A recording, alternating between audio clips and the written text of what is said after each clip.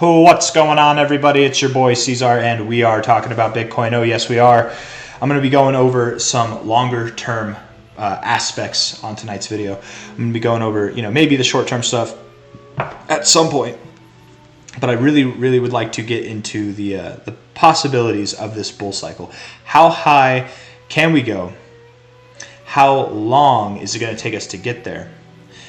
Is the cycle over already, or will it end this year by the end of 2024, or will it extend into 2025? These are all topics that I feel like a lot of people, especially as we've gotten closer to the halving, a lot of people have been bringing up, and everybody has their own theories. I hear plenty of people who think that we will top out sometime this year in 2024. There are plenty of people who think we will top out sometime next year in 2025, and I want to go over the logistics of why I believe we are nowhere near the end of the bull cycle just yet. So I'm going to pause the music.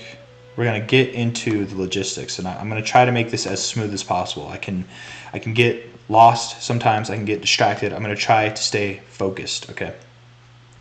So for those of you that don't know the fib retracement tool here, by the way, hit that like button and subscribe if you haven't. You don't need to understand these numbers, okay? Just understand that what I'm doing is I'm drawing the first anchor point. How this tool works, you click it, right? I can draw here, I clicked, and then I click again, boom. And then it's this tool, I can move it around, whatever. These are just points that I draw. I happen to associate these points with areas in the chart. The first bull cycle high to the first bear cycle low, for example. The next bull cycle that we experienced topped at the 2272. We topped right there, right? This is obviously the first bull cycle, very short bear cycle, but we moved sideways for quite some time afterwards. So we got the dumping done quick. We just didn't get the pumping resumed that quickly. But when we did, we moved up to the 2272 at $1,085. We actually went just above it, but right there to that 2272. We take the next cycle high, which actually would have been that month there, and we go to the cycle low. The next cycle high was again at the 2272, and I know I've gone over this a bunch of times, but it's gonna be important to have refreshed in your brains for the points I'm gonna bring up later in this video. Okay, not too much later, but just stuff to notice. Right, 2272 twice. Those are the extensions, right? So the next one, we take the all-time high, drew it from the all-time high, pull it down to the cycle low of those cycles right there, and this time was the first time that we did not hit the 2272. And I've gone into excruciating detail to explain why I think we did not hit the 2272 last cycle, why we got the first ever bull cycle with a double top instead of a blow off top here, blow off top there, blow off top there. It's the first time we ever had it. I'm going to not explain it on the charts, but I'm going to explain it briefly just to kind of keep it relevant or inform people as to why I believe we were held back last cycle. And I really do believe we were held back last cycle. It's because first off, we had the Russia-Ukraine conflict. There was a lot of concerns in the world, uncertainty about, potentially World War III or other things, right? There were a lot of people in the media, whether it was social media or like actual media influencers themselves, like CNBC, talking about nuclear war and talking about World War III. Those were topics that came up with the Russia-Ukraine conflict. And typically with those kind of discussions, uncertainty does not merit strong hands in assets and risk on assets, which Bitcoin is absolutely, and crypto is a risk on asset. Secondly, we had quantitative tightening. We had the Fed interest rates rising, right? Or the Fed was increasing interest rates. Inflation was at like highs that we've never seen before, at least not in my lifetime, I don't think. And the dollar, the US dollar, even though inflation was at highs, the US dollar was actually gaining strength against most, if not all, world currencies during this time. And we had COVID. We were just coming out of COVID. We had this whole slew of just economic mayhem that was happening in the world. And Bitcoin, coincidentally, double topped this cycle. It was held back. It didn't hit its 2272 for the first time, okay? And that's the last I'm going to talk about it, okay? Just a little bit of a reference as to why I think it was held back. If we take the same idea, from the all-time high to the most recent low that we had, The 1618, which was last cycle's high, is at $173,000, about $174,000, because each time we've actually gone just above those numbers, so probably a little bit above there. The 2272 being at $462,000. Again, we go just above that. That could be about $500,000. A nice psychological level for Bitcoin to achieve. I'm going to cut right to the chase and say I do believe we will see the 2272 being hit this cycle. Out of the 3 completed bull cycles we've seen so far, this was the only cycle we had the DXY, the dollar, gaining strength against other world currencies toward the end of the cycle. We've never seen it in an expansion phase. It's been consolidating. It's gone up, it's gone down. For those of you that don't know, or you do know, the DXY and Bitcoin largely have a inverse correlation, meaning if the dollar goes up, Bitcoin goes down. If Bitcoin goes up, the dollar goes down. That's kind of the relationship. And that makes sense when you're pricing something versus the dollar, that if the dollar is showing weakness, well, then this thing versus it will probably show strength. You know, that if that makes sense. If it doesn't make sense, don't worry about it. But all that to say, we're in a consolidation phase right now. And I want to show you real quick on the DXY, just to refresh the memory, right? You can see how long these phases of consolidation go. This is what I mean by expansion, right? Like look at that. Like that's a huge move up for the dollar, right? That's a pretty big move up right there. That is a pretty big move up. Everything in between, this is consolidation. And yes, we had phases where we moved up, we marched our way up. We had phases where we went down, whatever. But consolidation. You can see where this was all consolidation. Never in Bitcoin's history, except for the last cycle, which out of 3 cycles at the time, this is our 4th cycle now. It's not going off of a lot, but coincidentally, right? You can see the top here happened in September 2022. We kicked things off. We really kicked things off technically in June of 2021. Coincidentally, the ending of the bull market is when the dollar was starting to do good things, and coincidentally, that's when Bitcoin was stopping doing its good things. So just want to be clear, the reason I brought you to this chart is after this expansion phase, look at how long we consolidated for last time, right? Look at how long after we expanded here, look at how long we consolidated, right? After finding our cycle low, we had the V-shaped recovery, and consolidated for such a long time. We moved up, we moved down, we moved up, we moved down, we moved sideways, right? We've had volatility throughout that range, but we just ended this, and this is on the monthly chart, we just ended this expansion phase in September of 2022. These expansion phases generally can last like around 7 years. So 2022, it's not even September of 2024 now. We are well within the time limits of seeing the bull market for Bitcoin come to full fruition, to full glory, before the dollar sees its next expansion up. And anything can happen. This is all just theory. Anything can happen. The dollar can expand up during this bull cycle. It wouldn't be called for, it wouldn't be expected in my opinion, but it could happen. But assuming that it doesn't happen, assuming that we do enter a very regular phase of consolidation for the dollar, which I do think we're going to, especially being that there's the expectations of quantitative easing, the Fed's dropping interest, the Fed, not Feds, the Federal Reserve dropping interest rates for loans. There's other things going on. It's an election year. We have inflation kind of under control, but primarily the dollar showing weakness, and the dollar showing weakness does coincide a lot with interest rates climbing or lowering, right? When there's more lending going on, the dollar weakens. When there's less lending going on, the dollar strengthens. That should make sense in itself. But back to Bitcoin. Getting a little sidetracked there, but back to Bitcoin. 2272. How do I want to go about this now? Right. So a lot of people are talking about this cycle ending this year because, generally speaking, whenever we break our all-time high, okay, so let's do this real quick. And everybody probably has their own reasons, but this is just, to me, a logical thought right here. After we've broken this all-time high, we moved up at that point for about 9 months. 9 months. We found our all-time high. That was the end of the bull cycle. 9 months after you broke the all-time high. This time, from the all-time high, when we broke it, right, we prodded through it here, so that was our first time setting a new all-time high. We saw 9 months, again, to a T. That's beautiful, right? Cycle after cycle, love to see it. 9 months that it took to find our cycle high after we broke the all-time high. Okay. This cycle, I'm going to delete these lines.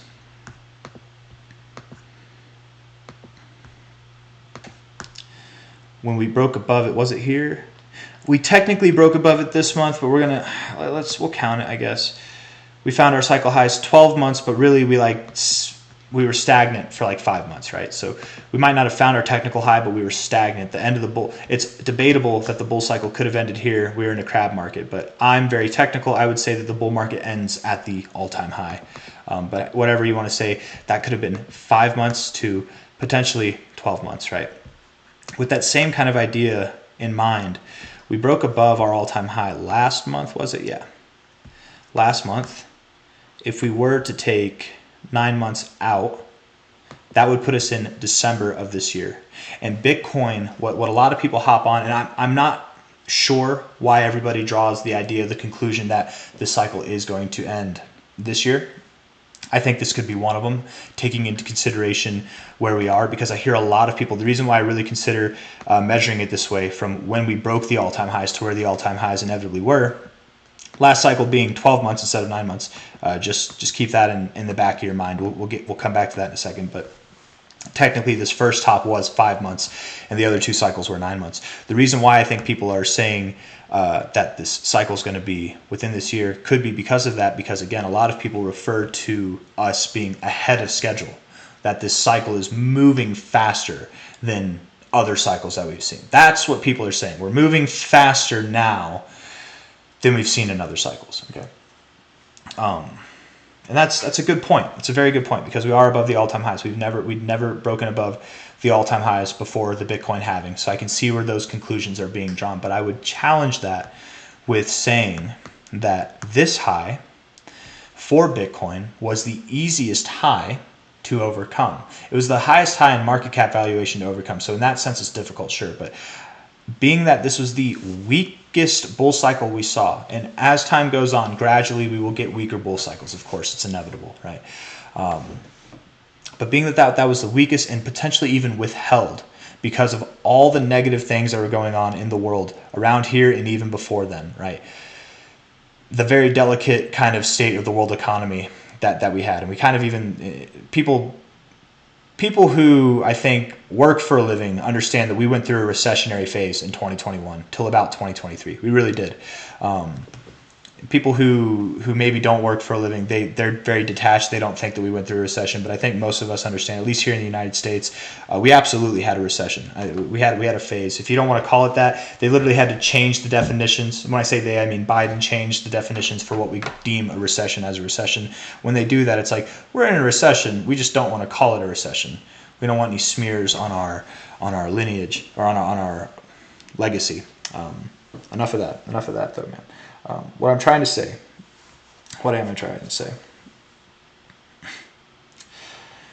is that this was a very weak bull cycle. We were held back, right? We were held back. Debatably, with that kind of frame of mind, because I think everybody can accept that this was a lackluster bull cycle, absolutely lackluster. We had a double top. Never had that before, right? We had all these things that were holding the price back, whatever. With that in mind, this could be the easiest high to overcome. So even though we've overcome it before the Bitcoin halving happened, I would say that while that is, yes, a first, I would say that it makes sense and that I would almost expect that to happen.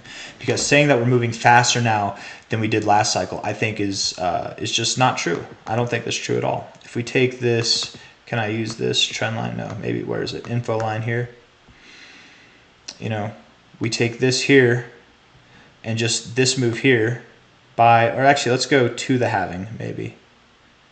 I don't know. That might not be a good example because this one was so weird. We had COVID going on. I don't know. Maybe that's the angle we want. 68%. That's a 68% angle. We go here from this low to this high. We're at a 64% angle. You know, like we're moving faster, but we have less slope. That doesn't make sense to me. Doesn't make any sense to me, actually. And that's not right. There we go. There 65%, whatever. 68, 65. Less slope. We go back here. We look at this cycle from low to the halving, or at least the high around the halving, which was here, is a 74% slope, right? And you go back here from this low to the halving, which was in November of this year, right? I guess the high before the halving, that was at 79%. So 79%, 74%, 68%, 65%. To say that we're moving faster just solely based on the fact that we've broken above the previous cycle's all-time high, I think it makes sense. It's a solid conclusion to make, and it's that obvious choice. It makes sense, but when you look at the data, I don't think we're ahead of schedule at all. I think we're right on schedule. I don't think this cycle is moving faster at all. It might seem like that because we had some months just moving up and everybody's saying it. Everybody's saying it. Like, how many people, how often, like a week or a month, if you're involved with crypto, do you hear people saying this cycle's moving faster? It might be moving faster than we anticipated, but it's not moving faster than any cycle we've seen before. That's just not true. I don't think so. And if you're not happy with this and you want to compare it to the halving, I mean, that was back in May. The high before the halving would have been here. That's 63%. It's moving 2% faster than that, but we also had a pump that was 80%, which this was the technical high before the halving, really, like based on the charts, a discernible high. I mean, that's dramatically higher, and that actually fits more in line with this 74%, 79% that we have here. So however you want to slice it, you know, maybe if you really want to cherry pick it, but we had COVID here, so I would say that this is kind of a null and void point to make, but 2% faster, or 2% of a more intense degree, I just don't think we're moving faster, is really what I'm trying to say by illustrating all this. If we go from the low to the high, that was a 343% move. 343% move. We've gone 376%, right? But in how much more time? This took us from low 1, 2, 3, 4, 5, 6 months, half a year. This took us from November of 2022 until March of 2024, a year and a half a year to a year and a half. We're not moving faster, okay? We're moving slower, if anything. We're moving solid. We're doing straight. You know, this move here was just a solid bull trap, in my opinion. This move here is a little bit more methodical. We had a consolidation phase beforehand. We had a lot of big news events and a lot of doubt and shorts that were going on that drove the prices higher as well. Also, you know, the pre-halving pump kind of thing. Getting off topic. I don't think that this cycle is moving faster at all. I think that we're right on schedule. If anything, we're moving slower. And if anything, if we really look at the data for what it's worth, the cycles get longer. They get longer. The first metric that we took, right, was from the time that it took to break the high to where we found the cycle high, okay? And if we were to do that now based on that average of, what was it, 9 months, that'd put us in December. 12 months would mean that we'd be back in like March of next year, early next year, right? That's probably where a lot of people are getting this idea, and they base it off of that, again, by this repetitive kind of phrase going around right now, which is that the cycle's moving faster. That's my kind of idea as to why I think people are thinking that. But who knows? There's other reasons than just that, and that might be more convincing for them. What was I just about to get into, man? I keep getting distracted, and this is not good. I keep going back and clarifying and then forgetting what I was going to say. Oh, yeah. So the length of the cycles. Right. Hard to say, but I would say maybe that's your low there to the high. This is the length of your first cycle, 18 months. We have our low here. The next cycle high came in here, 24 months. Okay. And then we had the low was here, but I would argue and say that the bull cycle didn't start until here, 28 months. Okay. 18, 24, 28, you know, it's debatable. The bear cycle ended there, but I would say the bull cycle didn't start until then. Had our low here. Bull cycle went on either, whether you want to say 28 months or you want to say 35 months, either way, however you cut it. I would say, you know, it is debatable. Just as I said here, the bull cycle didn't start here. Potentially the bull cycle wasn't going on until here. It was ending here. 28 months, whatever. But we did still have more time afterwards where we grew in price. Okay. I don't know if I feel right saying 35 months, but I don't feel right saying 28 months either. So we're going to leave it at 28 months because it is debatable that the bull cycle could have ended here, even though we did see higher prices. But how I would define the end of the bull cycle would be the all-time high, personally. But we're just going to leave it like this for all intents and purposes. So going by what we look at here, The most likely outcome would be a 28-month long bull cycle, if not something lesser. But also, if we look at the data for what it's worth, we've grown in lengths on these bull cycles, right? And even here, that was the exact same amount of time from cycle low, or at least the ending of it, to cycle high, ending of the bear cycle, or the beginning of the bull cycle to the end of the bull cycle, 28 months both times. If we did that metric now, and we took this low here, and we projected out 28 months, that would put us still in March of 2025, right? So I personally don't expect that this bull cycle is going to end this year.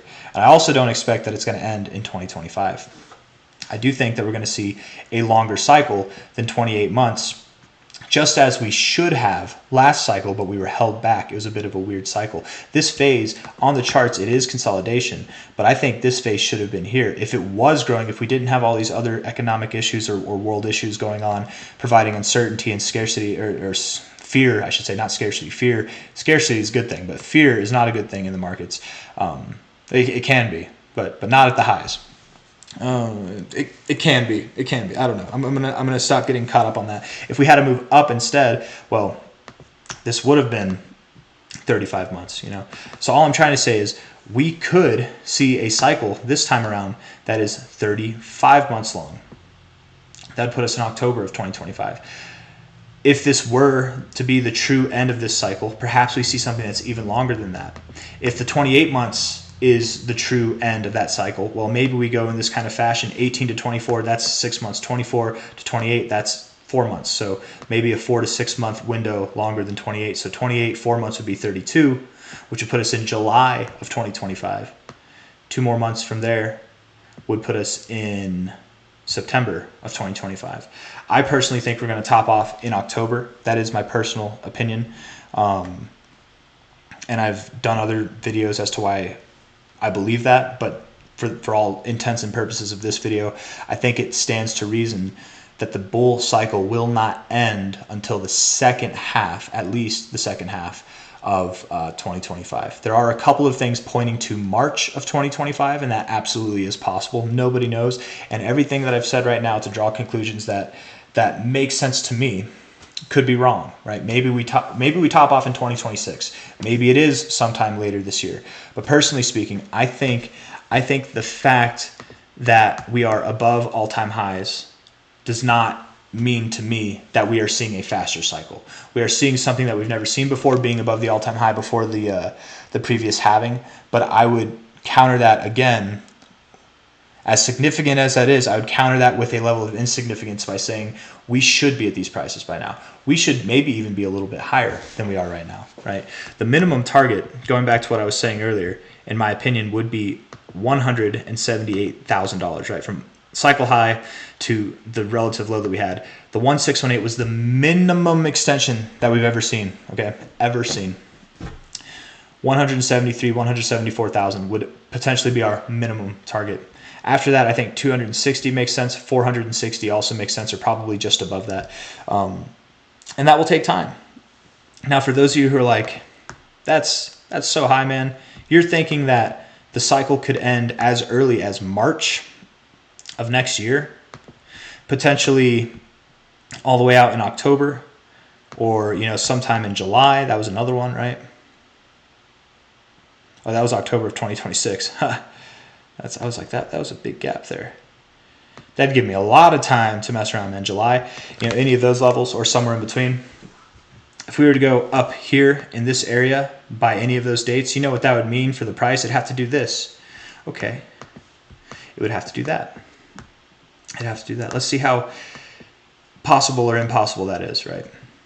If we take this and we put it back from this low to that cycle high, it's kind of funny because it's less intense than the most intense part of this bull cycle was, right? Talking about something that might sound unrealistic because of how much time we have left in the cycle, but I just drew a straight line from here to there given time analysis and price analysis on it, right?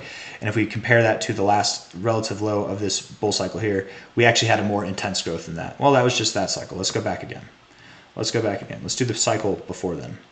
From that low to there, it was pretty on par with this here, a little bit more intense for a time, and then maybe just barely below the intensity of the end of this bull cycle here, right? just below there. It's, to me, this still, just that look right there, it looks possible, right? For a time, if this line just kept going on straight, for a time you're below it, for a time you're above it. So call it average, call it a little bit above or below average, but still something that makes sense. And if we take the first cycle's low, you can see that we were obviously clearly more intense than that. And I don't expect that we're going to be as intense as this cycle, but I'm just saying, what's so crazy about a cycle that did break its all-time high before the halving, which I think is a bullish thing, assuming that it could reach prices this high in this amount of time, even if we move down now, even if we move sideways, right? Because there were times even here where we saw less intensity and then more intensity than the current projected line that I'm talking about. It doesn't matter if we stay above this line. We don't have to move in a straight line the whole time, is what I'm getting at. We can move sideways, we can move up, down, be stagnant, have a big pump, whatever, however it looks.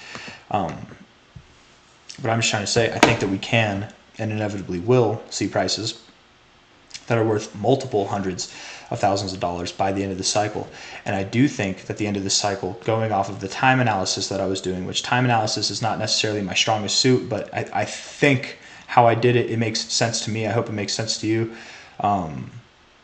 The earliest that I could see this cycle ending would be March of next year. March. I used to think April, but March. March would be the earliest that I'd see it. Now, there's another metric that we'll talk about to end this video, to kind of maybe belittle the idea of March being the minimum. But I do think, if not March, there are a lot of target time areas in July and later in 2025. There's one last metric that I forgot to measure this cycle, or on this chart, that I have in most of my videos that I talk about this. But if we take the first halving right here from November, so November 2012, it was actually at the end of November, but the first halving to the all-time high, that was 12 months. 12 months went by. That's how long it took us to hit our high after the halving. The next halving happened in July of 2016. Okay, right there. And we found our all-time high 17 months afterwards. 12 months, 17 months. The next halving was in May of 2020, and it took us until we found our all-time high. Again, this isn't the end of the bull cycle. We're measuring to the technical all-time high here. 12 months, 17 months, 18 months. Okay. The next one, the halving we just had, which was this month right now, at a minimum 12 months. That's what we've seen, right? Minimum 12 months would be April of 2025. And then if we continue the trend, which is technically growing, we could potentially see something that's larger than 18 months. 18 months being actually right in October of 2025. Okay, 17 months being in September. These are months, time frames that we've seen before in other forms of comparison when using time analysis, right? 19 months would be November, December, and does November or December, would that be the longest amount of time that we've seen a bull market run after the halving? Yes, but have we grown? Have we enlarged? Has that metric grown in time each cycle? Yes, it has. So even on the lackluster cycle. So could it really be sometime in Q4 2025 that the bull cycle ends? And my answer is yes. I think that's where the cycle is going to end. And I think by that time, I already drew the lines, I drew all the squiggles, I went through all the potentials, the momentum, what that would mean, how fast we'd have to move to get there. I think it's not just possible, but likely. We have a pretty damn good chance. And we're not moving faster. We're not moving faster than last cycle. We're not moving faster than the cycle before or the cycle before. We're not. We're right on schedule, in my opinion. Yes, we are at a phase compared to any other cycle that is more advanced than we've seen, being above the high, this close to the halving. We are. But I think using that metric by itself deceives the potential for growth that we have in a sense of time whenever you compare it to other metrics. And there are a bunch of other metrics. There are plenty that I haven't gone over on this video even. But I feel like I've gone on long enough. I feel like this video has gone on long enough. So I don't know, man. I hope it makes sense to you guys. And I hope it was good. I hope you enjoyed it. If you did, hit that like button. Subscribe if you want to see more. Thank you all for coming. I feel like I'm leaving something out. Oh yeah, I wanted to do some short-term analysis real quick. We're at $63,700. For the short-term analysis, I will put the music on for those of you that stuck around. If the music's annoying, I'm sorry, but I tend to do this on my outros, so we'll make this quick. We're at $63,700. Clearly in a phase of consolidation. Absolutely we are. We moved up, we're consolidating. Volume is matching that too because it's slowly dying off. When we get volume to come back in, we will likely see our breakout. And will it be to the upside or the downside is the question. It could be either, obviously. Right? We're not just going to go sideways forever. I mean, we could, and it's possible. But I believe we're going to break out to the downside. And when we see a move that seems pretty solid with some volume come in that's larger than these readings here, I would hope, that would solidify that it is indeed a breakout. And now a move down like that, the next kind of level to look for, in my opinion, would be something at, let's say, like 57.6K to 55.2K, potentially as low as about 51K itself. And could we go lower? Absolutely, we could go lower than that. But the more immediate targets to look for, in my opinion, are these targets. If we look at Bitcoin for what it's worth, you have prodded the 618 once, twice now, and you're looking for your third attempt. Okay. Generally speaking, whenever you have, and this is my personal opinion, right? This is something that I've found to be true most of the time. It's I don't know what to call it. Statistically probable that once you've interacted with the 618 twice, and then on your third attempt you go through and you break through, it's statistically likely that you'll hold the 786 to 886 zone. So there is a solid chance, you guys, that Bitcoin could hold 60K to 61.2K. Okay, that is possible.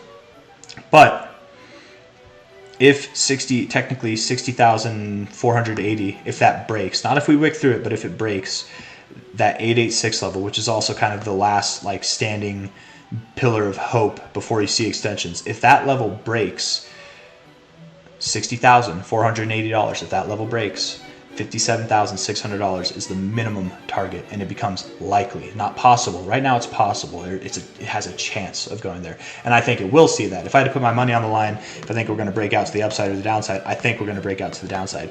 Even going against my own analysis with the fibs here, which is having a third interaction with the 618, making it a likelihood that you would find resistance or support here instead of actually seeing the extensions. But you can have several interactions with the 618 and still see the extended areas. It does happen. It's just not as common to see. But pairing that idea with the idea that we also just had the halving, and generally we do either dump going into the halving, right before the halving, or right after the halving, and we are stagnant for a long period of time. Even if, and I say a long period of time, Bitcoin is normally stagnant for like a month to 5 months or something like that after the halving, right? And being that the halving just happened 10 days ago, less than 10 days ago technically, I would think that whether or not we go to 57K or 55K or 50K or lower, or maybe we find support at 60K, whatever we do, we're not off to the races just yet. So even if I am wrong in assuming that we go this low, we will have plenty of time to invalidate that, to show signs that we are looking to move higher, that we are holding support at key areas. There will be signs. So definitely won't miss the boat. I mean, I'm holding all my cryptos anyways, man. I'm not selling anything. I'm just looking to add more to my stack.